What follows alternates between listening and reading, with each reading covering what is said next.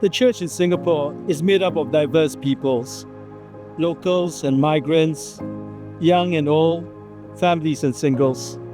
Yet Christ calls us to be more than separate groups. It's easy to feel like we're many separate groups, but Christ, He calls us to something deeper. Communion in mission reminds us, you and me, that we belong to Christ and to one another, and that together we are sent to build God's kingdom. This lies at the heart of our Archdiocesan pastoral plan, to move beyond being isolated Catholics or Sunday churchgoers, and to become one family of faith, united and sent as the one light of Christ to our nation, to all nations. Pope Francis reminded us so often that being Christian means living in communion with Christ and going forth to share His love. That is why communion and mission are inseparable. Communion gives us our Christian identity. Mission gives us our Christian purpose.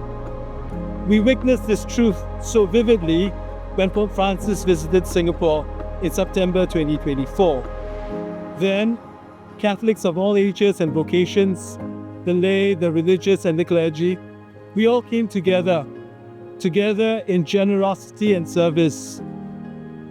Differences we put aside, gifts we shared, and joy overflowed beyond the church to bless many in our wider community.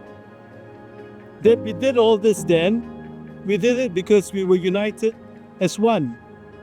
And sharing the good news then so well should give us confidence and faith that you and I can do this as Jesus commands, to make disciples of all nations by going, baptizing, and teaching them.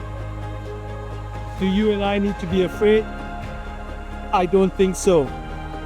Because as St. John Paul II reminded us so often, quoting Jesus, do not be afraid. So my sisters and brothers, how might you live out this communion in mission in your own corner of the world today?